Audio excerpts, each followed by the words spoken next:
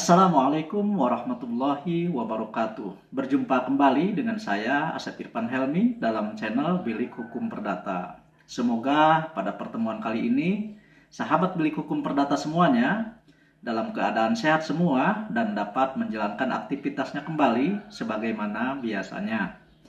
Sahabat Bilik Hukum Perdata semuanya, untuk pertemuan kali ini saya akan membahas terkait dengan sita marital atau sita terhadap harta bersama. Melanjutkan pembahasan dari pertemuan sebelumnya, yaitu terkait dengan sita repindikatoir. Namun sebelum melanjutkan pembahasan sita marital ini, untuk para sahabat yang baru bergabung dengan channel saya, jangan lupa untuk menekan tombol like, subscribe, share, dan komennya. Sahabat Bilik Hukum Perdata semuanya, sita marital atau sita atas harta bersama diatur di dalam pasal 78 huruf C Undang-Undang Nomor 7 Tahun 1989 tentang Peradilan Agama. Kemudian pasal 24 PP Nomor 9 Tahun 1975, kemudian pasal 95, pasal 136 ayat 2 Kompilasi Hukum Islam, dan pasal 186, kemudian pasal 190 KUH Perdata, kemudian pasal 823 RP. Sita marital yaitu sita yang diletakkan atas semua harta perkawinan yang meliputi harta bersama suami istri. Sita marital ini menghalangi permintaan sita jaminan yang dimintakan oleh pihak ketiga dan terhadapnya dapat diberlakukan sita persamaan. Sengketa harta bersama dapat meliputi besaran pembagian harta bersama maupun sengketa status kepemilikan objek harta perkawinan. Apakah termasuk harta bersama atau harta pribadi? Karena harta pribadi di sini tidak boleh diletakkan sita marital. Ketentuan terkait harta bersama dan harta pribadi terdapat di dalam pasal 35 dan pasal 36 Undang-Undang Nomor 1 Tahun 1974 tentang perkawinan. Untuk mengetahui apakah yang disengketakan itu harta pribadi atau bukan, tentunya setelah diperiksa oleh hakim di persidangan. Namun, untuk meletakkan sita marital tidak mesti menunggu pemeriksaan pokok perkara. Namun, dapat dilakukan sidang insidentil terlebih dahulu. Kemudian, jika setelah dilakukan pemeriksaan pokok perkara, ternyata harta yang telah disita tersebut adalah harta pribadi, maka sita yang sudah diletakkan itu harus diangkat oleh hakim.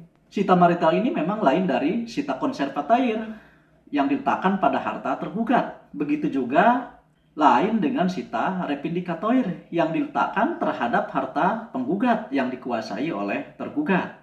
Karena sita marital ini diletakkan pada harta bersama milik suami istri yang status keduanya sedang bersengketa di pengadilan. Karena sita marital ini diletakkan pada harta bersama milik suami istri yang status keduanya sedang bersengketa perkara di pengadilan adalah sebagai pihak penggugat dan tergugat. Artinya sita ini diletakkan pada harta milik penggugat dan tergugat. Penerapan sita harta bersama meliputi seluruh harta bersama secara total, baik harta yang dikuasai oleh tergugat maupun harta yang dikuasai oleh penggugat. Dalam hal ini adalah harta suami istri. Hal ini bertujuan untuk menjamin keselamatan dan keutuhan seluruh harta bersama selama proses pemeriksaan perkara yang sedang berlangsung di persidangan. Bukan untuk pembayaran utang sebagaimana di dalam sita konservatoir atau penyerahan barang sebagaimana di dalam sita repindikatoir. Hakim dapat mengetahui seluruh harta bersama suami istri di luar daripada harta yang diuraikan di dalam surat gugatan penggugat itu berdasarkan kepada keterangan-keterangan tergugat atau berdasarkan gugatan rekonvensi pihak tergugat atau berdasarkan permohonan sita yang diajukan oleh tergugat atas harta bersama yang dikuasai oleh penggugat.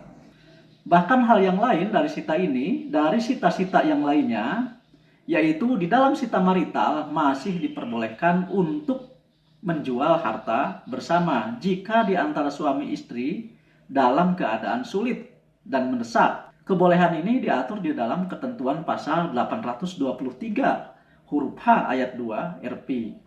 Sita marital ini hanya dapat dimohonkan oleh suami istri dalam 3 rangka. Yang pertama dalam rangka sengketa perceraian dengan disertai sengketa harta bersama.